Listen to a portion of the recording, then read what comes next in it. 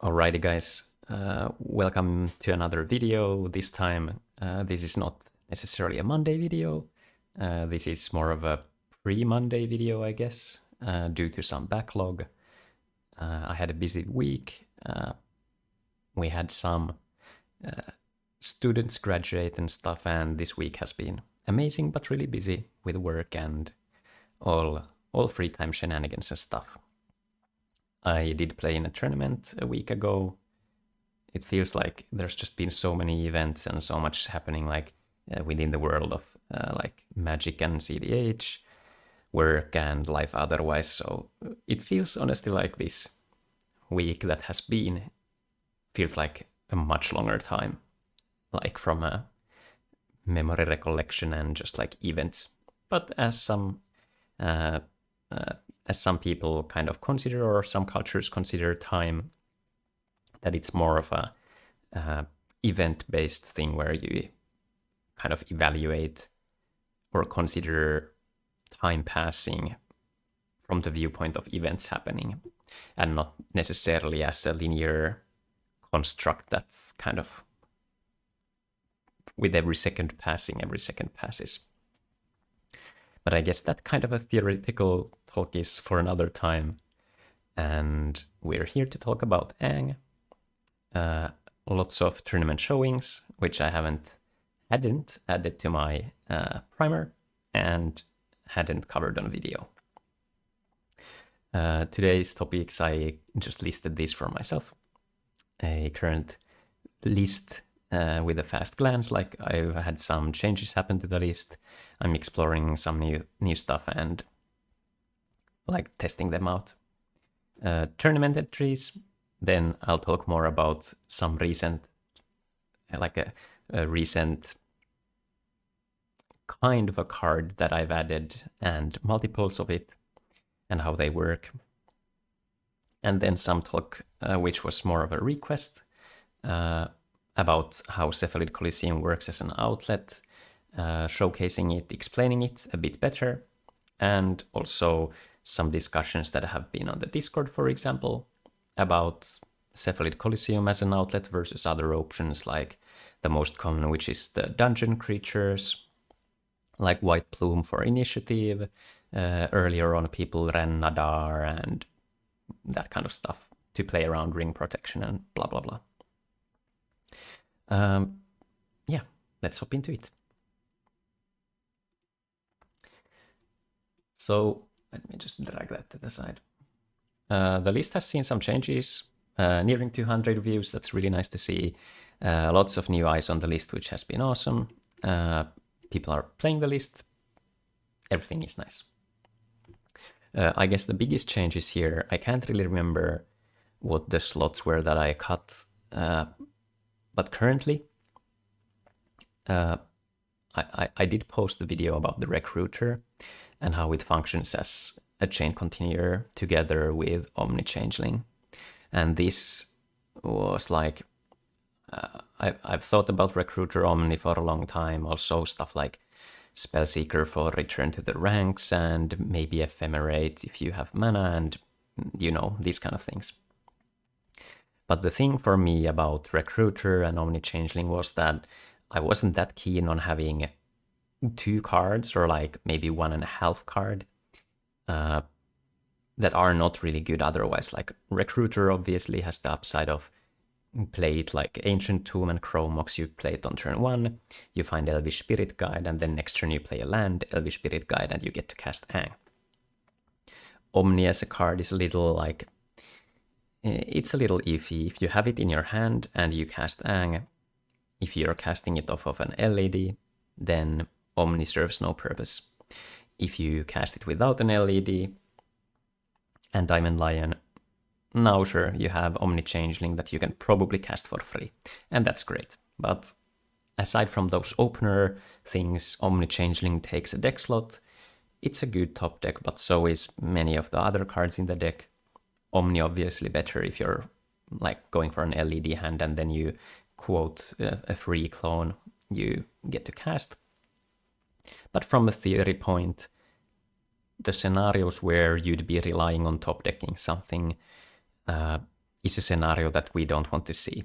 And with this, I mean, you're looking to cast Aang, and you're looking to either win outright, win with a delayed chain, or present a board where you don't have to take any other game actions aside from maybe going to combat, maybe going to your end step, and thus winning the game. So you want to extend on a turn where your opponents don't have tools to fight against you. And winning outright means that your opponents don't have tools against you. And in the case of a delayed win, you will get to a point where your opponents have to either kind of pivot to a game plan where they need to expend resources to find some sort of an answer, which oftentimes isn't enough. Like if you have multiple Aangs out, you have a Soul Herder out, and you maybe ended on like another option that continues a chain, your opponents can't maybe deal with enough of those things. If you end your chain on a Jackdaw Savior or a Brennard or something, it's highly likely that your opponents can't answer both the ability to restart the chain or answer to it in a way where you don't get any beneficial trigger. Like Pyroblast doesn't help because now you'd get an on-death trigger, for example.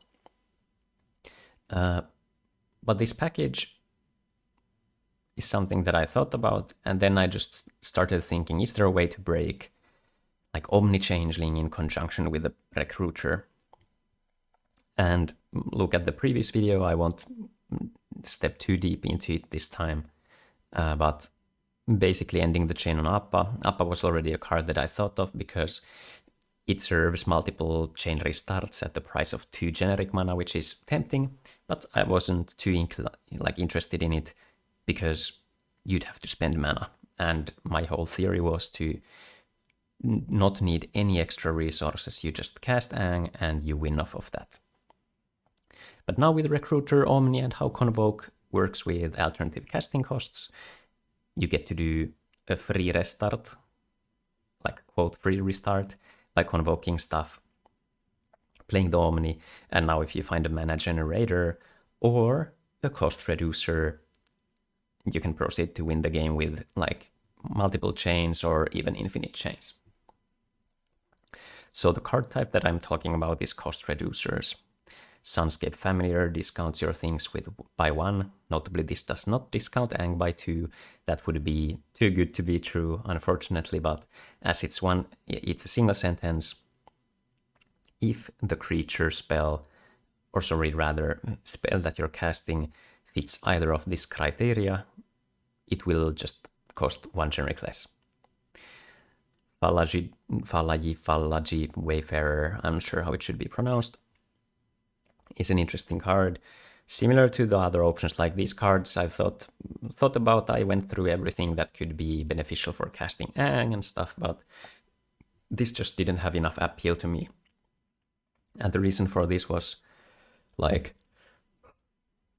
you have a limited amount of multicolor creatures.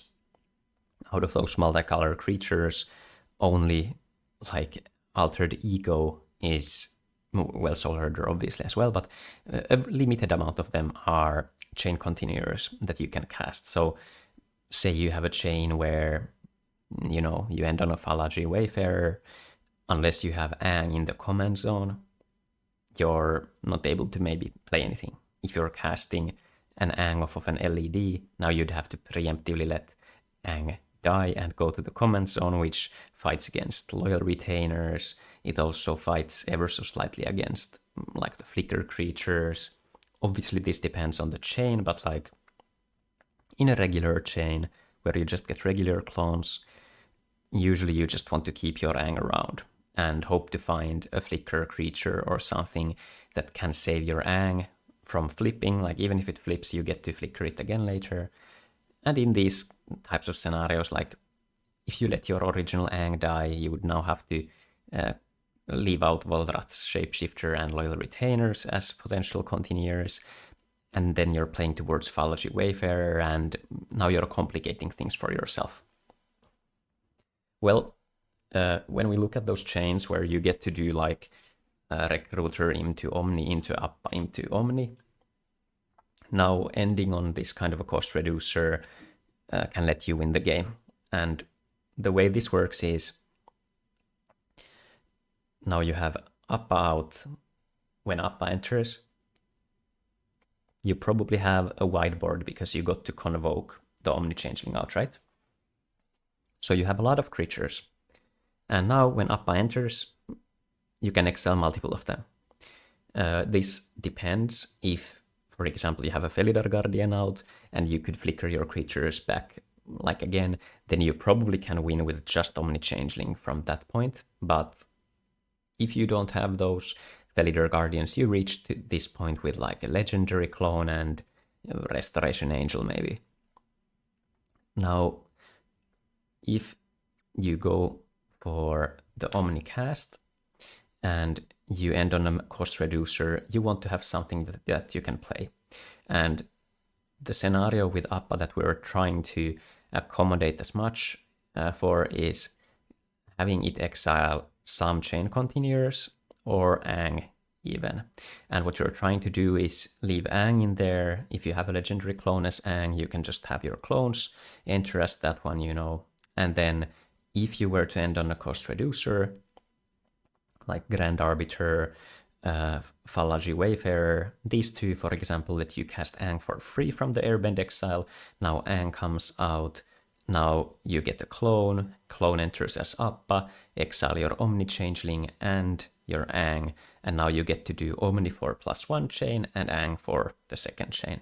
You can even Omni your Appa, or rather have your Omni enter as an Appa to do this. Like there's multiple pathways here, but the best way to consider these cost reducers is that they are similar to supportive parents.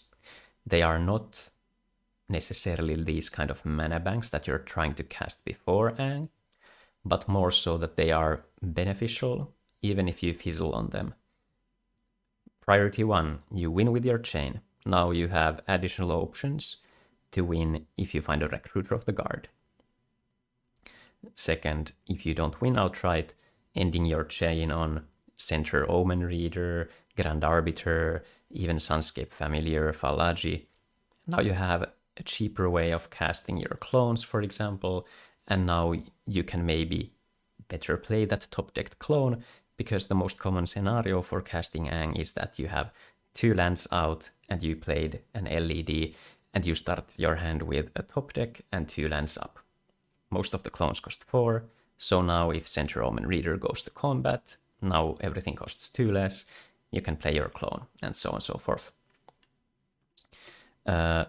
Some changes that I'm considering, like some people on the Discord with this kind of theory where originally doublers were more needed because the chains weren't that consistent, but since I've found many new avenues to like convert a single chain into a win, I cut Katara ages ago because it just felt too narrow. Starfield Vocalist is good for comboing off, and my theory with like 2 chains was that you want your first chain to end on this kind of a doubler, so then you can go for like a deterministic flicker loop where you get Starfield Vocalist from the first chain, second chain you clone your Felidar Guardian or whatever, and now you get to produce infinite Aang triggers and so. But this idea where if the chains from just casting a like raw Aang, you don't have any other beneficial effects around. Now casting Aang, if it's consistent enough, you don't need the doublers, so to speak. If you're able to reach your Salvation Swan, which most often wins the game, if you reach your Gigantoplasm in a good time, like you find it early enough but late enough after you've found like a separate continuer, a legendary clone or a flicker creature. So basically, this has been a bit of an evolution where the single chain win conditions have multiplied. Like there's more avenues to winning. There's also old cards like Volrath's Shapeshifter that I've found lines to generate like positive chains, and with each small discovery they start adding up and the consistency rises. In terms of Recruiter, I felt really good about it, but I wouldn't fault anyone for not running it, even though I think the 3-card package or 2-card package is actually pretty good. The cost reducers, however, I'm still like testing out, but the theory for me is that Sunscape Familiar is easy to cast like turn 1. Maybe you don't have a turn 2 Aang, but maybe you can clone it, and then you cast Aang on turn 3, and now you have 2 discount effects for Appa, and now you can just win from that. Fallacy Wayfarer is also easier to cast because of the green and the 2, so you know, if you cast an Ancient Tomb and you have a Fallacy Wayfarer, then next turn maybe you get to play some sort of a clone, like legendary clone or something, with convoking the Fallacy, and now next turn you get to go for the Aang. But that's pretty much for the list. Like, it's nice to find new things. Center Omen Reader, I've had a foil of this. Excuse me, long day yesterday, so I'm yawning. Center Omen Reader is like, I just found a foil of it. I thought the card looks cool. I thought the effect was interesting, and then when I started, like, everything circles around. Now when I ended up in this scenario of finding cost reducers and wanting to test them out more, I was like, wait a minute, maybe this is the home for this card. And I have the beautiful Center Omen Reader now in my deck to battle out some fun games. On to the, I guess, tournament showings. Ken 13th, I think these were in reverse order, 13th out of 54. Had some cards like Destiny Spinner, Welking Ballista, so different outlets, but the majority here, it's like, it has a lot of technology, but it's different. Questy Weaver, running it back. Here we see Momo as a cost reducer, which is fun. Otherwise, I think this was really close to my live list. And Quest was 10th out of 18. Then we had Martin Kacha, 11th out of 17. Mordorks, I think I wrote some notes about this. Oh yeah, maybe it was that there was no Recruiter. Then we had Seraph, 11th out of 48. Seraph has been rooking the Deep Known Terramancer and Surveyland and wanting to test other cards like Tax Collector, Lotus Cobra, and the Conductor. Thornwald here to accommodate the Omni-Changeling, also testing the Chancellor. Chancellor I'm a little indifferent on. Like, theory-wise, getting an extra turn is nice, but I think with how aggressive the deck mulligans, if this card was just something that gives you mana, it's probably more consistent overall. And slowing down development can, like, alternate the game so that there's not necessarily an equal balance. Say your opponent is a Rogue Silas, C2, you C1 play like a Mana Vault land and you have the Chancellor. Now your Rogue player just casts the Rogue Rack, lets it get countered, and goes for a Necropotence, and your opponent's Force of Wills and stuff are offline. And you don't have the tools to fight against the Necropotence, so you need to rely on your opponents, right? So this is a dynamic that I would keep in mind, at least. But it's secondary to the fact that I think a card that doesn't allow you to cast Aang is not something that you generally want to see in your opener. And this is true for, like, the counter spells. Like, Force of Will is a very costly card to run. You get to stop someone, you get to maybe counter a stacks piece that would hinder you, but then you're already in the mid game, which is starting the turn 1. Like, early game is always the mulligans. It's always the point where you first see what you're playing against, you understand what your position in the composition is, like what kind of a role does everyone play. As Aang, you play the role of, like, I'm going to jam and you're probably not going to enjoy it. But if there's the balance of having someone else who is equally threatening but gets hit by more counterspells, your opponents are more inclined to keep hands which have like force of negation and stuff. And due to the non-deterministic nature of Aang, especially in bigger tournaments, most of the lists that are still being ran are these mid-range stacks lists, so your opponents maybe aren't expecting as fast of an Aang, maybe they don't think that the trigger is actually that detrimental. Like if you have a rogue Thras player and they would play against the Staxi Aang, they would actually be pretty happy because they're like, hell yeah, I'll have a rule of law, I can just activate Thrasios and chill, I have a Cradle to make 1,000,000 mana, I'm happy to resolve one spell a turn and keep mana open. And like leveraging this in favor of you, which is, you know, I'll cast Aang, maybe I can find something that hinders the Rogue Silas player, and then you proceed to win. Like, sure, you find a Flicker Wisp and you exile maybe something from them when you've already assembled a winning game state. Then we had Jack Richard Matson 4th out of 48, so very good performance, 7 rounds, I think. Maybe even top cut, I believe. Planar Guide, something that I'm not currently on, but, you know, I like the card. Spellseeker as well, like Spellseeker Ephemerate. Otherwise, very, very similar. Has Filter Lands, has Cradle here, which I think is a fine card. Recruiter, no Omen Reader, but still, I think there was Falai here. No Falai, but Grand Arbiter we have. So basically, this was probably in a state where I hadn't yet played the cost reducers as much. Alex running it back again, 14th out of 24.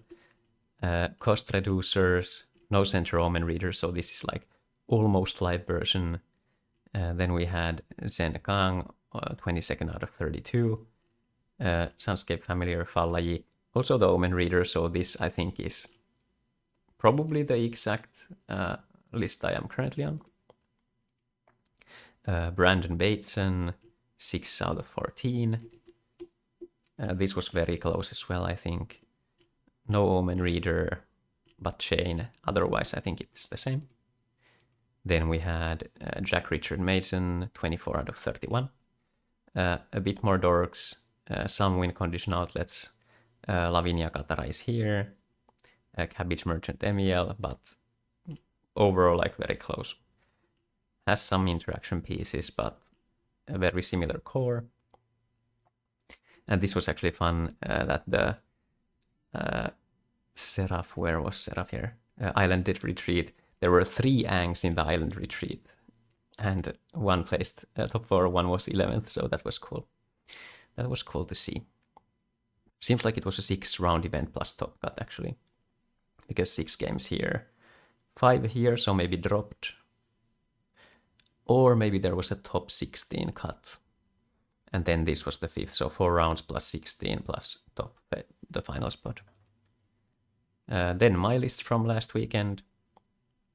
I think this was without the Omen Reader, but otherwise, so yeah, Semblance Anvil, I just switched to Omen Reader. I wasn't too huge on this, the Anvil anyway, because the most common time when you get to cast it is off of like a soul source, like you have a Soul Ring or you have an Ancient Tomb and a Chrome Mox. And those are really hard to convert into Aang casts because you've had a lot of colorless mana, now you're using the colorless mana, trying to cast your Aang, but you actually just need pips. So I think the Omen Reader, even though it's very similar to cast, but rather the upside of Omen Reader coming from an Aang trigger, and you having the option to occasionally maybe tap it to Supportive Parents or Convoking Omni-Changeling, and now you have the discount online. King Julian, I think this was also 8 out of 24, so very good placement. Like 2 more dorks. I think no Chancellor, I'm surprised of that though. But Recruiter Appa stuff here. And then we had Marty P, 13th out of 58. And Marty, I think, this was already Recruiter time, okay. And this is very close to what I was on then, and then I ended up cutting some of these effects in favor of more reducers. So there we are. Now, I guess I explained the cost reducers already. I guess I can showcase them here as well. There we go. So I guess we can just act like the chain goes something like this. Let's just grab some clones here. And maybe we need a recruiter soon. Let's grab that preemptively. And some sort of a flicker creature, I guess. Not Salvation's one, that's too good. But Stalwart. So let's say your board looks like this. And this is actually something that it should look like pretty much. One option is the Flesh Duplicate into the grave, but if you find Sakashima as your first trigger and then you get Stalwarts, you'd want the on-ground creatures over the in-air ones. So you find the Recruiter, you'd find Omni Changeling here. Now we could tap these to cast the Omni. Now we continue the chain with Omni. We could do some flicker shenanigans, but let's go like that. Now if we find Appa, we would airbend these two. So you have a Sakashima here, so flicker creatures are online to clone into the clone Aang. We have these. Now we'd convoke the Omni Changeling. We would now flicker, or maybe just have it enter as an Aang. Now, if you enter the territory where you find a Grand Arbiter Augustine, for example, white and blue spells cost like 1 less to cast if it's blue, 1 less if it's white. Aang is that. You get Aang. And now if you have like some sort of a clone here, we could just have it enter as the Icewind Stalwart, flicker your Appa. Now we would exile this and like, maybe something else even, because now you could, let me show you. You could cast Omni Changeling with Convoke here. If you have Sakashima out, you could have it enter as an Arbiter. Now your white spells cost 2 less, blue spells cost 2 less, so Aang is super free and your clones are free as well. So go from there. Now in the case of Sunscape Familiar, like this one is more of those cards where you cast it with pre-Aang, and then once you find Appa, now you could go Omni into the Sunscape Familiar, and now your Aang is free, right? And Falai works similarly, just need stuff to convoke. And if you have the Omen Reader, this one is the hardest to use because of it requiring to be tapped. But if you manage to get the board state where you can use this to convoke the Omni Changeling, and now Omni can flicker you up, and then you can exile stuff, and now you can cast them for free. That's pretty much the short explanation of that. On to Cephalid Coliseum. I will grab some cake first.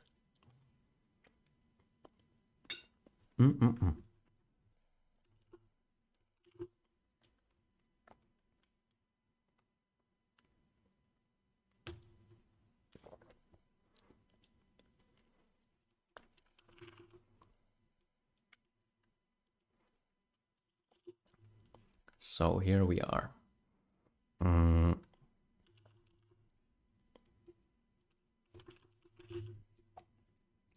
So I guess there's been some confusion or like how to execute the Cephalid Coliseum loop, and whether this card is better than running a White Plume Adventure or stuff that makes winning easier.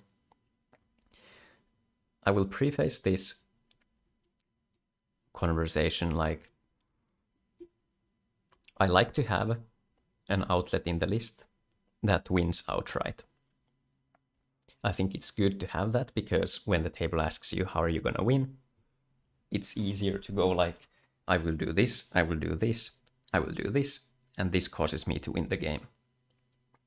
Where if there would be no outlet aside from infinite Grand Arbiters, exile your permanents, and I will pass the turn cycle. Now, it's more tedious to play, your opponents maybe start doing all kinds of discussion, like, can we do something? Obviously, they can't do anything, but like, it's something that can be weaponized a bit.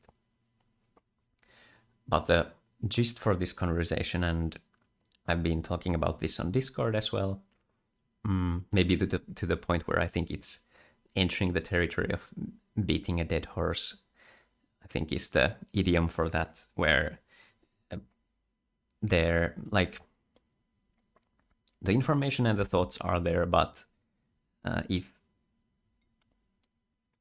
there's not if we're not understanding or thinking about the scenarios similarly, then maybe we can't like agree on a topic, for example. And oh, sorry, that was probably quite loud.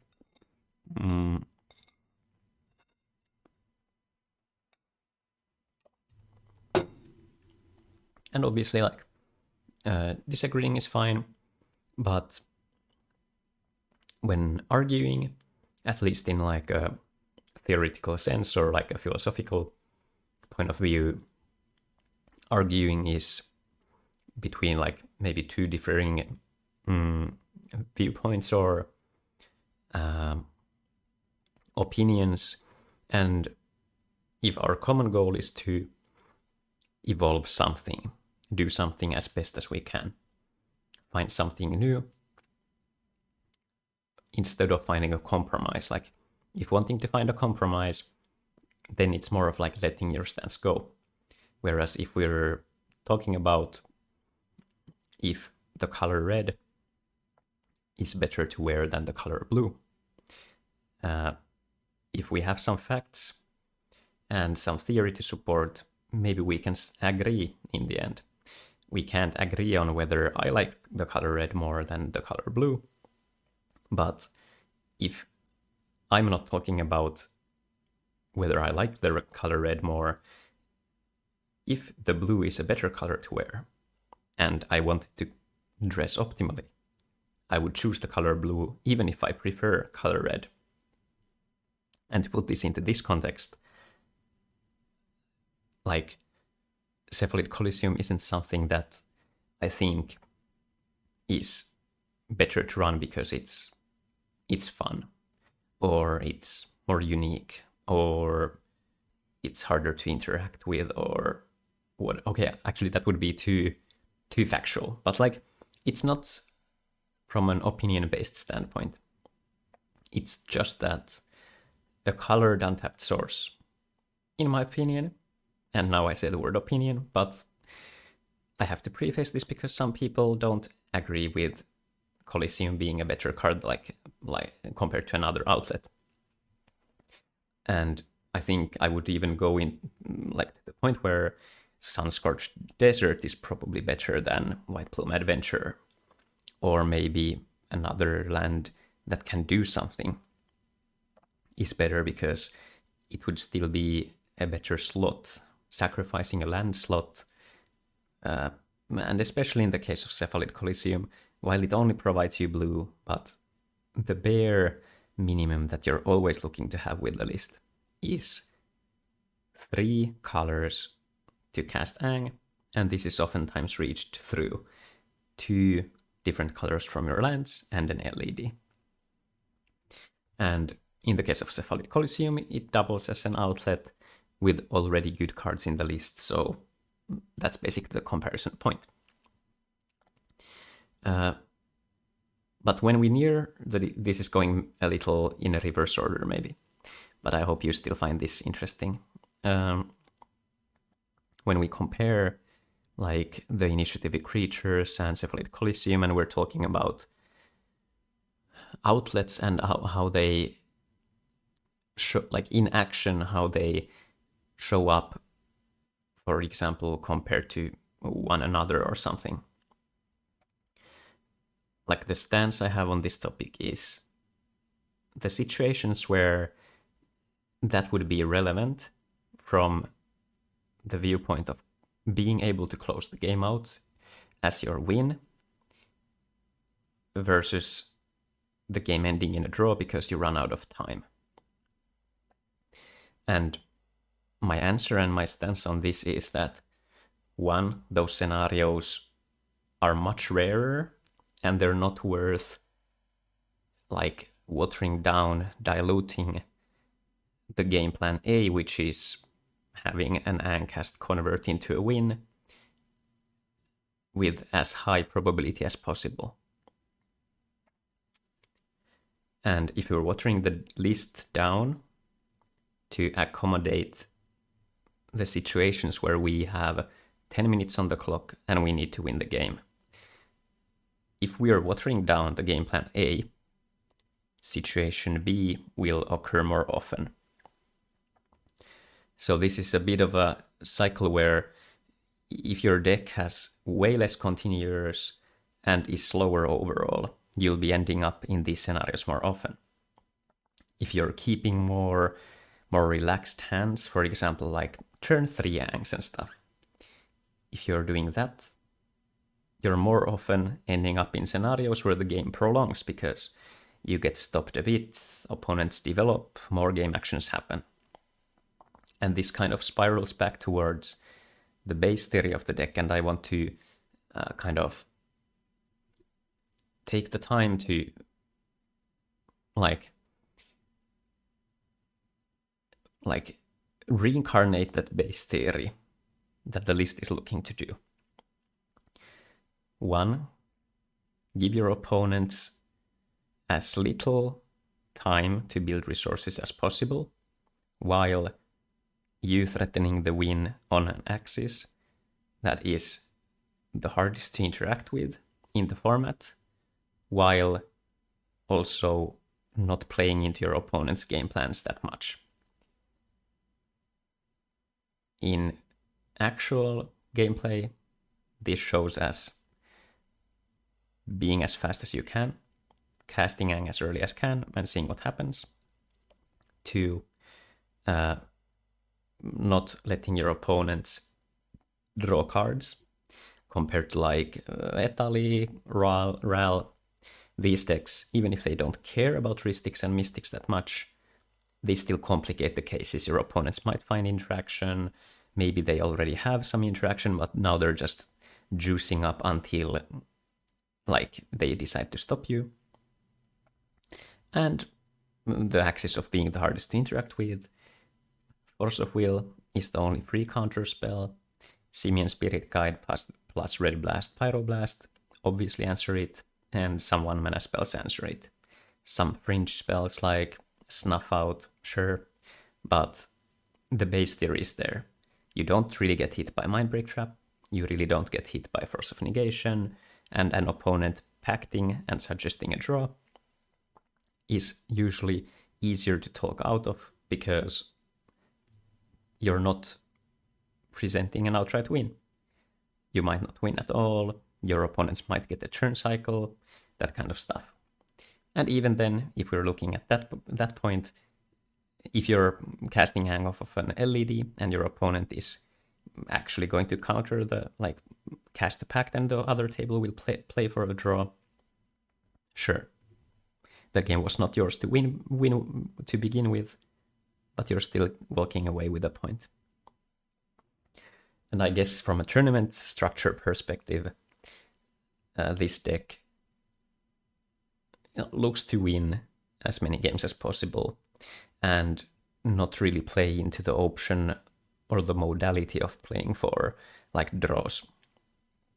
There's been a lot of different decks in the States that are tailored towards like a slop meta, or how it's called, these kind of ristic rich fields where there's treasure generation, there's card draw, and then the games kind of devolve into those kind of scenarios where it becomes a chicken out contest where priority is being passed in such way to want and threaten your opponents, push your opponents towards using their interaction pieces, but now they don't want to use their interaction unless you use your interaction, and then the one player who's attempting a win maybe would be running away with it because nobody wants to be the one to pull the first move.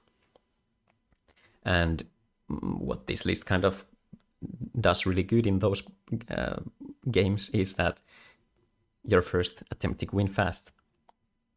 If you get stopped, it's likely the game runs for longer. You didn't feed a heuristic 10 cards, you didn't feed a Remora for 10 cards. And if the game prolongs, maybe you either get a draw, maybe you get to try out to win, but like you didn't dilute yourself from the game plan A. Now, to the actual technicality of Cephalid Coliseum. The pieces that currently the list needs for this is Charming Prince, Waxen Shape Thief, and Renegade Rallier. Something to keep in mind in this as well is that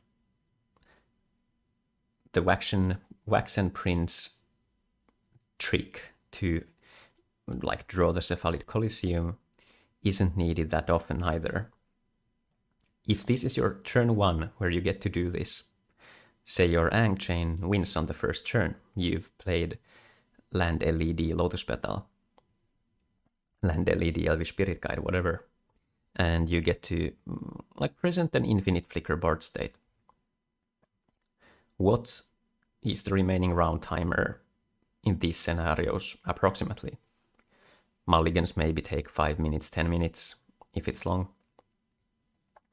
Then you play your first turn, casting the actual spells and passing priority, 5 minutes tops. Then you do your chain, 5 minutes tops or something, if you're being fast. Maybe even shorter, but just to give like some kind of an example.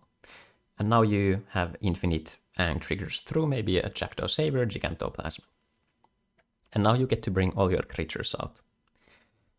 You have a luxurious amount of time left. Whether you win through Cephalid Coliseum, if there's nothing else on the field, like opponents didn't play anything, you don't have a Thrasios to clone, you don't have an Orcish Bowmasters to clone, early stages of the game, you have more time, and you're not rushed to execute the Cephalid loop.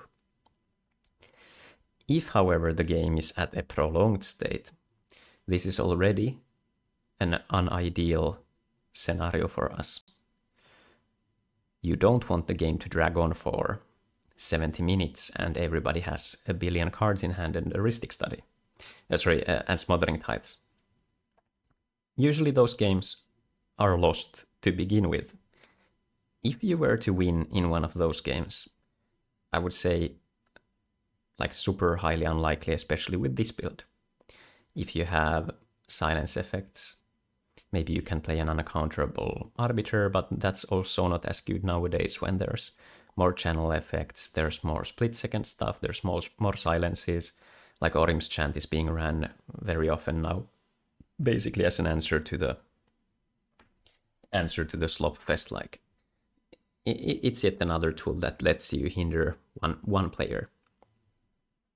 And the reason why Orim's Chant is good in those scenarios is that if you cast a silence, maybe your opponents are scared that now you will play a Flash Enabler and win, whereas Orim's Chant lets you stop the player who's attempting a win and still not paint a horrible picture on yourself.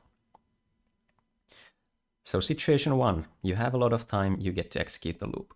Situation 2, you have very little time, and somehow you're threatening a win. In those scenarios, sure, the fastest way to win is probably on ETB each player loses a life. So this kind of an effect, something that lets you, like, even the dungeon things, your opponents could weaponize you to execute those, like, okay, which room are you going to? Now you have a triggered ability, what will you do with this? I find it hard to imagine cases where your opponents are actually wanting you to play the Cephalid Coliseum line out, where they would not want you to play the like initiative or venture into the dungeon loops out, wanting you to draw the card and stuff, because those are not deterministic either. If you want to explain how you're looping just the life loss or like the damage on the stack without drawing any cards, you would now have to execute the same kind of setup explanations, which you would have to do with Cephalid Coliseum, and probably even less with the Cephalid Coliseum once you understand it. Now, spiraling back towards just how to execute this. So you have infinite Aang flickers. I guess the most common scenario for this would be Preston or like Gigantoplasm Jackdaw shenanigans. But anyway, the first thing you want to do is get Felidar Guardian out and Preston out. Now you have infinite flickers. If you had infinite flickers before, this is a good thing to have. Then you have your Sakashima. You can have it enter as a Preston. Now you don't care about Legend Rule. And then you have your Gigantoplasms and your Jackdaw Saviors. And now, because you have infinite everything, you have infinite Prestons, you have infinite Aangs, and you have infinite creatures that are these creatures with the Gigantoplasm activation.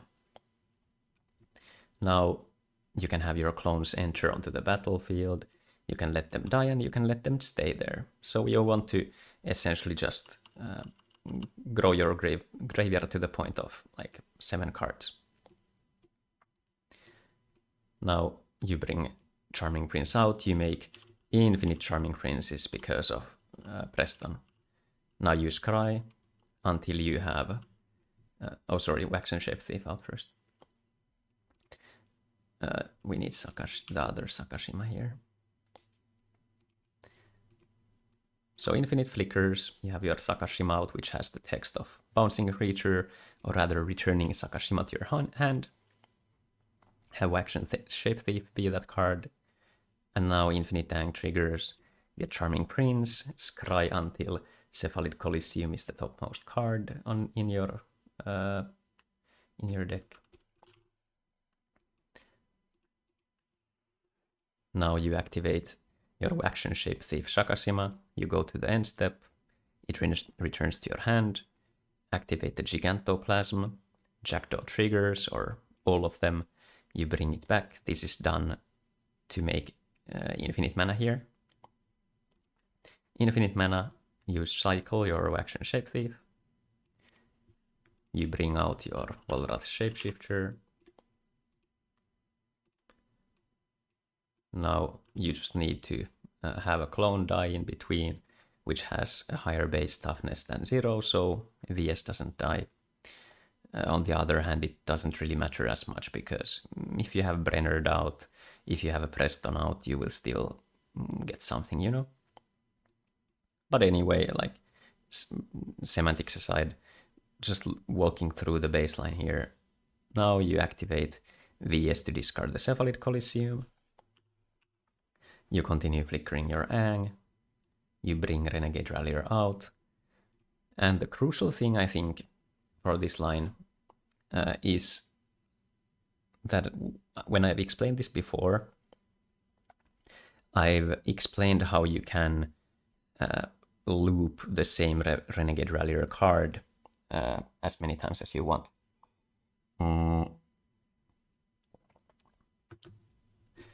If this ETB is on the stack, and then we have a bazillion amount of like Preston triggers as well, we can bring this one out and we can crack it Now an opponent would draw 3 and discard 3, like in the middle of this. Then you would bring more Renegade Ralliers out, one Preston trigger at a time, and you would do this, and you would do this one at a time. And now I guess your opponents could be like, what if I draw into something? What happens now? Even with this kind of a shorter way of navigating this, if you're playing a list with Grand Arbiter Augustine, you could bring, like, you could have 10 Augustines here. You could bring Flicker Wisp out, because we need to go to the end step with Sakashima regardless. So if you're now bringing infinite Flicker Wisps out, you can exile your opponent's permanents. You can now exile your own Flicker Wisp, go to the end step, and now you can, like, for example, restart your like Flicker loop by having a clone that was a Flicker Wisp enter before your opponent's permanents. So these are your opponent's permanents. They have nothing out, only some cards in hand. You start your loop, you start doing the Renegade Rallier thing. 0 mana for your opponents, Grand Arbiters out. The only things your opponents could do is like channeling stuff. Boseiju doesn't matter, Otawara doesn't matter, and if your opponents like for Boseiju purposes, your opponents would need exactly Simian Spirit Guide and Elvish Spirit Guide to be able to use it. Otawara shouldn't be online because they shouldn't have any legendary permanents, but even if they have something with like maybe Hexproof or whatever, now maybe they could do something. But I guess the confusing part of this is having to execute one trigger at a time. Now your opponents draw the cards. Okay, how do I get a new Renegade Rallier out? Okay, maybe I'm doing it with a Gigantoplasm, so I sacrificed this, I have a Jackdaw trigger, now we'll execute the Jackdaw trigger, it will come back as this kind of a thing. Or maybe Brenner, like, this can be confusing. But the way you can do this also is to stack infinite Renegade Rallier activations before your opponents draw anything. So you do the Flicker Wisp thing, you bring out the Augustines, so your opponents have no permanents on the battlefield, and they only have their cards in hand, and the Grand Arbiters are out. Your opponents had to float their mana when you started Flicker Wisping them before the end step, so their mana pools are empty, so the only thing that could happen is the Spirit Guides plus a channel effect, right? If there's another thing that you could do, like sure, there's special actions you could maybe take, you could cycle a card, but these all require very specific things, and those scenarios, those things don't stop you either. So even at this stage when we haven't closed the game out yet, this stage is like this scenario, your opponents can't do anything about it. If you're being smart about how you explain things, usually your opponents value the cognitive resource higher. If they want you to play it out, you've probably showed some sort of a sign where this will either take a long time, so they can weaponize the clock against you, or they feel like you might blunder somewhere.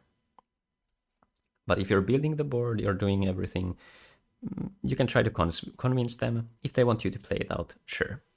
And something that can shorten the amount of time that you need to do this is by having the infinite Renegade Rallier triggers out, while still maintaining something that lets you do this like restart over from the top. So what you can do is you can have your Renegade Rallier out in this stage, or rather the Cephalid Coliseum doesn't really matter. And for example, you could have infinite Renegade Ralliers here with Gigantoplasm abilities. You could have your Flicker creatures. It doesn't really matter because you can kind of do whatever. But the way you can stack on top of these, note I haven't done this in a long time because I think it was because I explained this earlier, and I honestly haven't ever had a game where this wasn't enough. Also, noting the Charming Prince and Sakashima, if you're attempting a win at the late stage in the game, usually there's some sort of a permanent that lets you skip ahead in this process.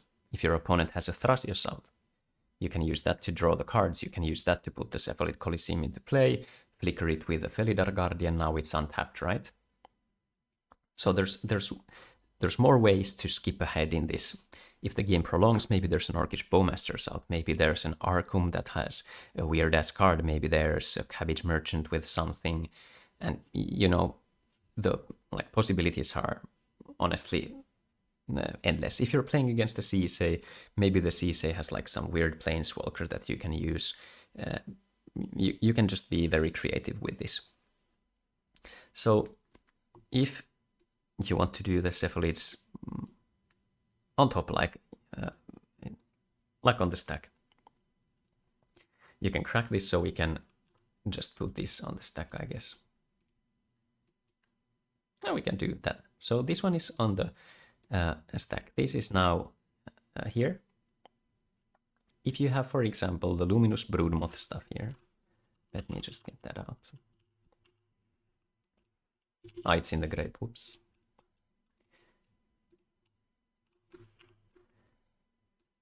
There we go. So with the Broodmoth, if you have a Felidar and a Gigantoplasm, you now sacrifice your Gigantoplasm Felidar, Broodmoth triggers, so now you have a Broodmoth here. Now resolve that, you bring this back as a Felidar Guardian that flies, then you flicker this Felidar Guardian, which flickers this Felidar Guardian. This one enters as a Felidar Guardian with Gigantoplasm ability, and this one targets your Renegade Rallier, flickers it, it comes back, it targets your Cephalid Coliseum. Now you resolve this one, bring this one out, you activate it, and you need to really do that. You have 2 on the stack now. Rinse and repeat. Activate Gigantoplasm, Luminous Broodmoth triggers, bring back, flicker Felidar Guardian, flickers your Gigantoplasm, enters as a Felidar, blinks your Renegade Rallier. Notably also, if you have your Preston out, now when you get the Gigantoplasm out again as a Felidar, you have Preston triggers that will make infinite Felidar Guardians, and you could still do it so that you do the Felidar, I'll show one example with this. Preston, in response to the, we can do so that the Gigantoplasm Felidar is targeting the Renegade Rallier, but we have the Preston ones that resolve at the same time, order them so that this goes on the stack first, doesn't really matter, and you put the Preston trigger on top. And maybe we have all this amount of these Prestons here. And now you make the Preston copy of the Felidar. So now we have a Kitty Cat, and the Kitty Cat is targeting the Renegade Rallier, and that flickers it, brings the Coliseum out, and then you crack. In this example, you would go on the top, but still let's click those. If you want to go about it the easiest way, crack the Cephalid Coliseum, do the Broodmoth thing with Felidar, this one dies, flicker, flicker, comes back, flicker Renegade Rallier, brings back Cephalid Coliseum, put that on the stack, hold priority, activate your Gigantoplasm, get Broodmoth, flicker, flicker, flicker, flicker your Rallier, bring back Cephalid Coliseum. And this one is something that you can shortcut, because even if you have, you could do so that you exile maybe your Preston, anything really goes. If your opponents start being very, very strict about this, wanting you to execute and put all your triggers on the stack, in this game state, you don't really need to have your Jackdaw Savior, you don't need to have your Preston, for example. All you need is the Luminous Broodmoth, Felidar, Gigantoplasm, Renegade Rallier. As long as you don't have anything that triggers when you do this, You just tell your opponents, like at this stage we can assume they have no interaction, right? 0 permanents in play, 14,320 Grand Arbiters out. So now you just do this loop, and you keep stacking these Cephalid Coliseums onto the stack. And after that, you can maybe now respond on top, and now you could maybe bring out your Prestons and Jackdaws, and like you can get creative with explaining this. If your opponents are very adamant about this, just put like 3,000 Cephalid Coliseum activations on the stack. This can be a shortcut because it's deterministic, there's no actions done in between, the information for your opponents doesn't change at all, so if you call a judge to the table, you can do this. And now the only thing to execute at this point is the Cephalid Coliseums, which are on top of the Flicker Wisps and all. And now you can maybe just go like, okay, one player at a time.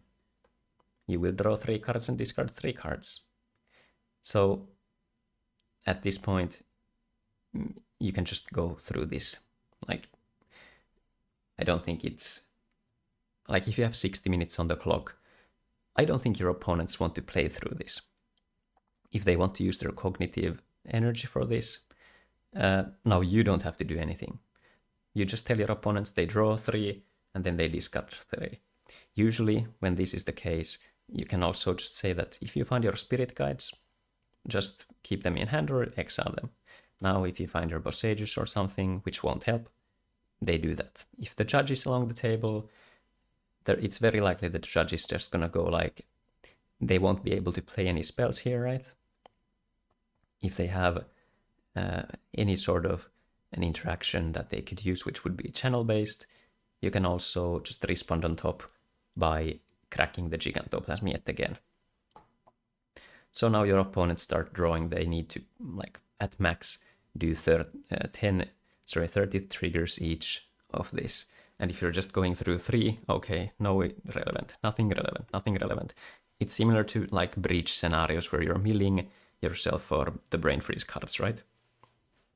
You're looking for the certain cards. If your opponent is brain freezing you, now you're probably only looking for a Shuffle Titan, for example, if you're playing Gritrog or something. Now you mill these cards, you're looking for a trigger, oh, that trigger happened now. You respond on top, keep going. So I think this, because you can stack this infinitely, this is easier to execute in the end than, for example, the initiative triggers or something, because now you have to manually go through the Undercity, for example.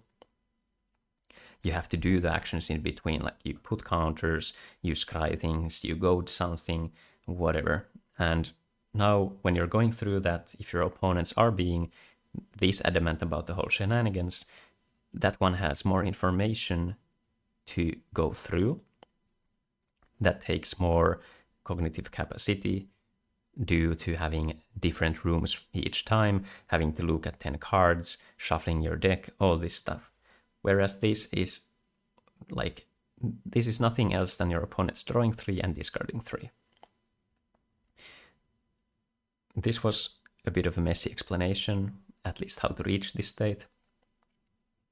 Mainly because I haven't had to play this out in a decent bit of time. Like all the tournaments, even if they were like highly competitive, if you're saying telling your opponents that you're doing this, first, this would require that the game actually doesn't have anything out on the field, and if the outlet was actually a relevant thing time-wise, the only things that are faster than doing this kind of a thing is straight damage or life loss. And initiative isn't that, for example.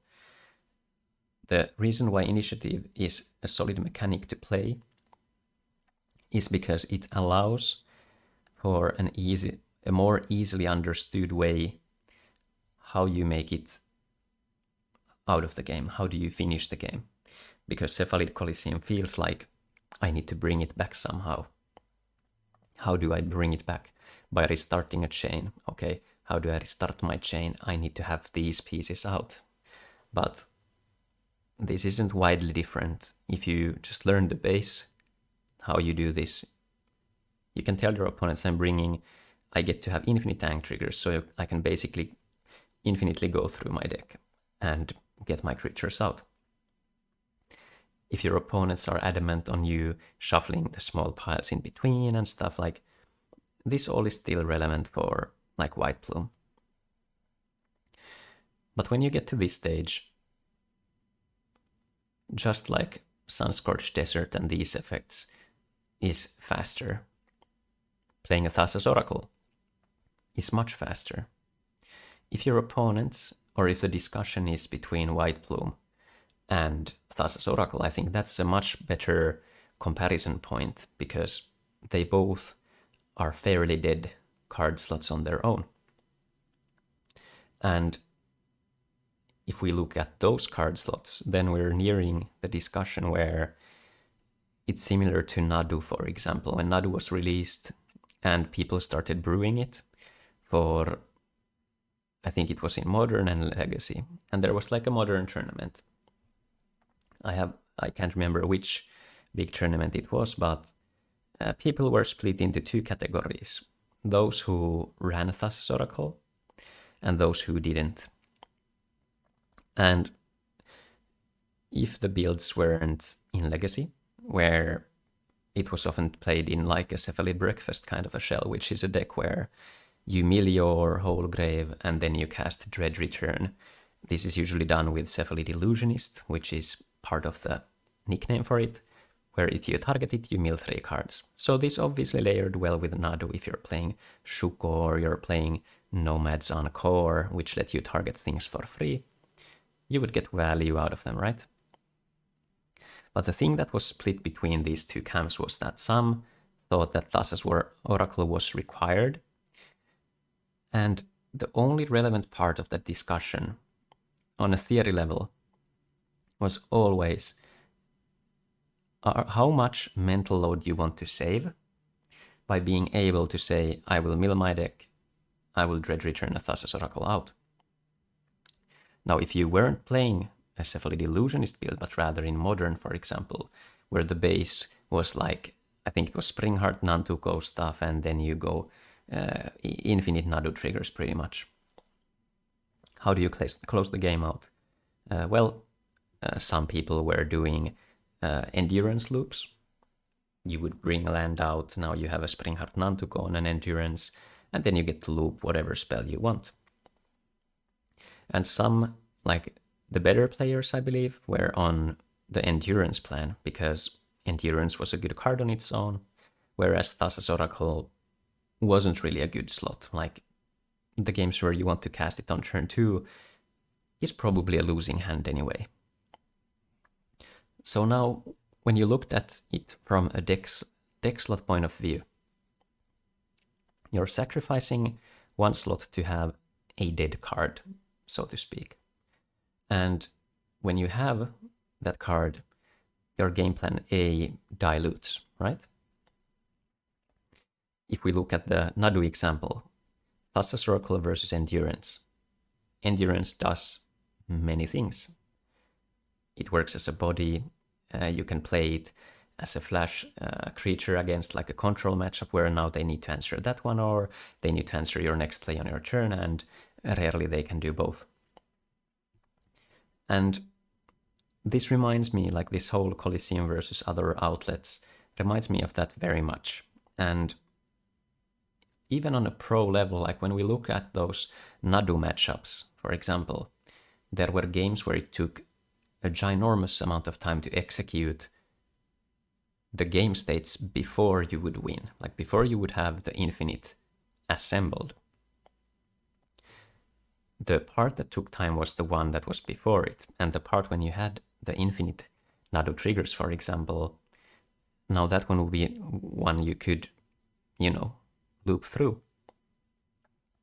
And like almost always people even on coverage, even on like pro level, they would just scoop when they see that you have infinite Nado triggers. And this is not much apart from cEDH, honestly.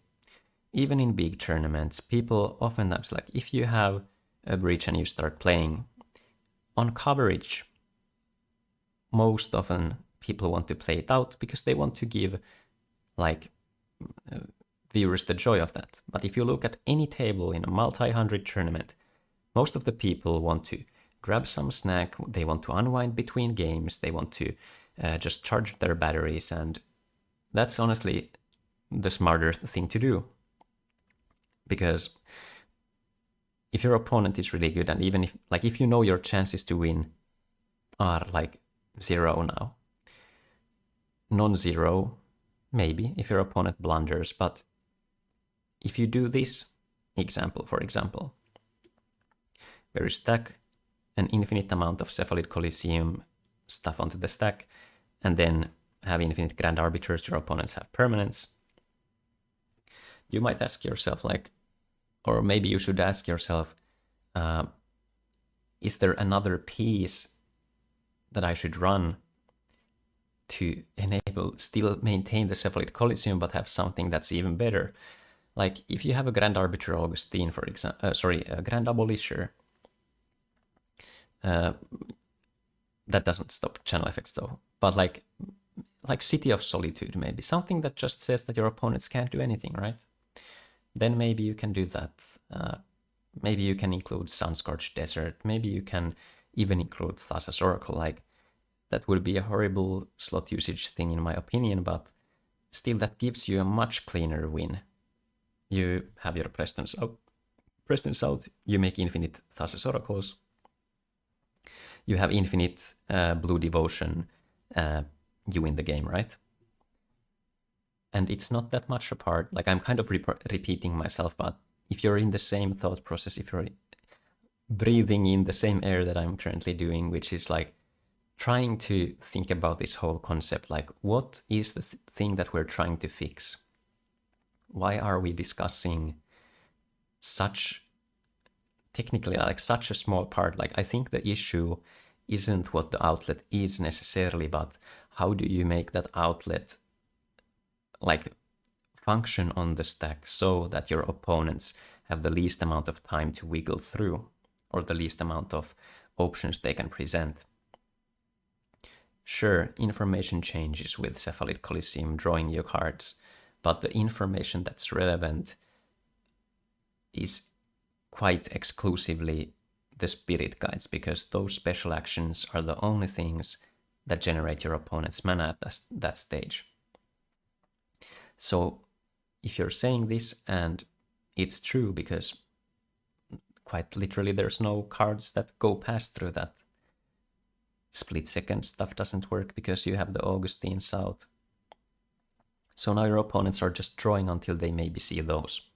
And you can just go through those things. Like, the judge should be wanting to keep the game going at a solid pace, and they could ask, like, hey, player one, like, go through the triggers, and, like, sure, if you find a spirit guide, then use that, because they should only be looking for basically channel effects, which also shouldn't be, like, almost all of them cost more than 2 mana, and there's only 2 spirit guides. So, like, all the windows are closed. So if you're just going through this, placing these onto the stack, I think this is faster than having infinite White Bloom triggers on the stack, for example. Sunscorched Desert, okay, that one is easy. Thassa's Oracle, that one's easy. So if the consideration is what is the fastest card to win with, it's probably Thassa's Oracle. If you're wanting to win with a better card slot use, then maybe, like, Sunscorched Desert is better. And if you want to go even further and want to maximize the card quality in the slot, then Cephalid Coliseum is probably better. But just to kind of, I guess I'll just restart this. So, what you want to do,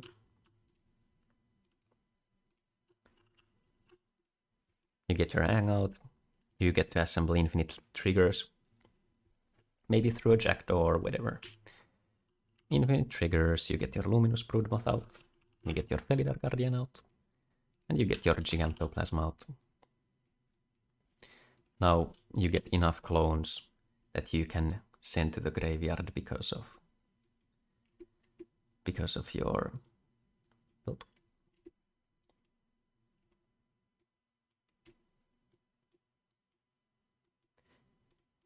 Because of the Gigantoplasm.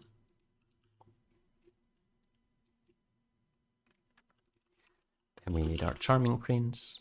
And also remember at this stage, like, always look if there's a quick way to draw cards. If there's a Thrasios, whatever.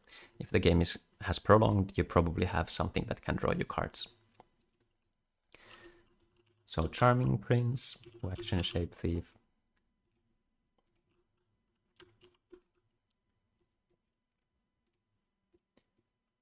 Now you get your Charming Prince, so with this Giganto Felidar Guardian you already assemble infinite flickers. This is the core that you can use if you want to go fast.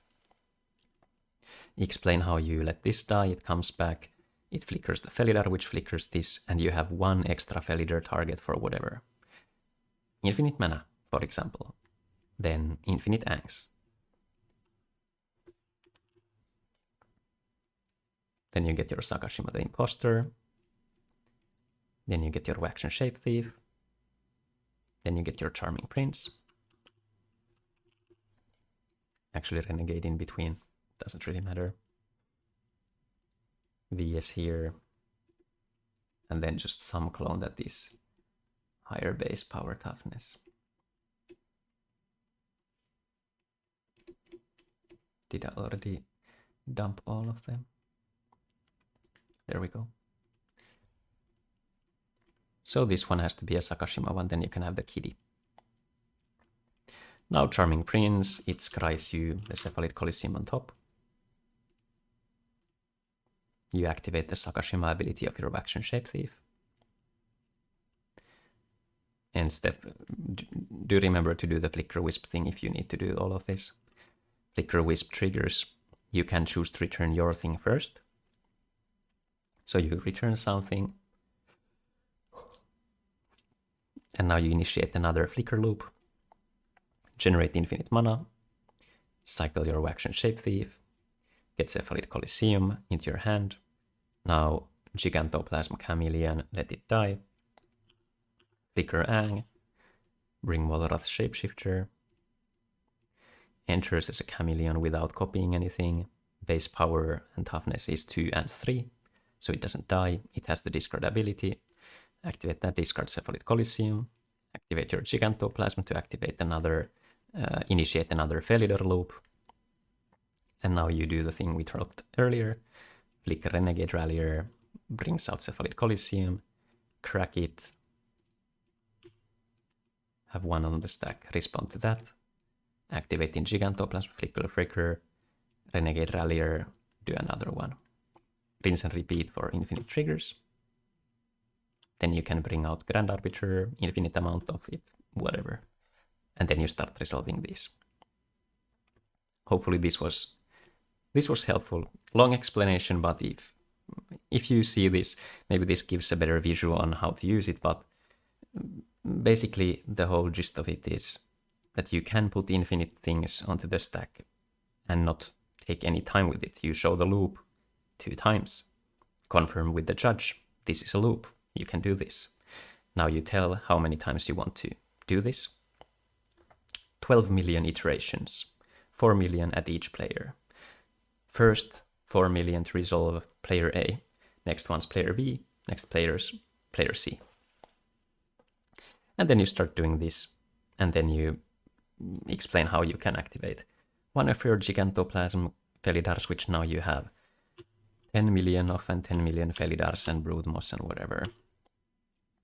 And then you win the game. That was a long explanation, but maybe very much needed. What next is probably a question that might interest you. Maro has kind of spoiled that we will be getting, I think it was a creature that can copy, I think it was a creature spell that can copy 3 different card types. And usually if a creature can copy 3 types, it's usually a clone of sorts. It might be a dual caster mage kind of a thing, like maybe it's a 6-mana creature that says you can copy target instant, sorcery, or enchantment spell, and this would be a little sad, but we can hope that it's a clone. The probable next cuts, something that I tinkered with and talked with Dash about, was like cutting some doublers like Roaming Throne. Although they work beneficially, like Roaming Throne with Salvation Swan and Vocalist as an outlet for everything, technically you could trim down the deck because these ones make winning easier, but they are not strictly required. The reason they were in the build earlier on and currently is that if you get 2 chains, if you have access to 2 chains, it's usually through Salvation Swan or Appa. And if it's through Salvation Swan, you know that you have a second creature coming down. So I guess to iterate this here,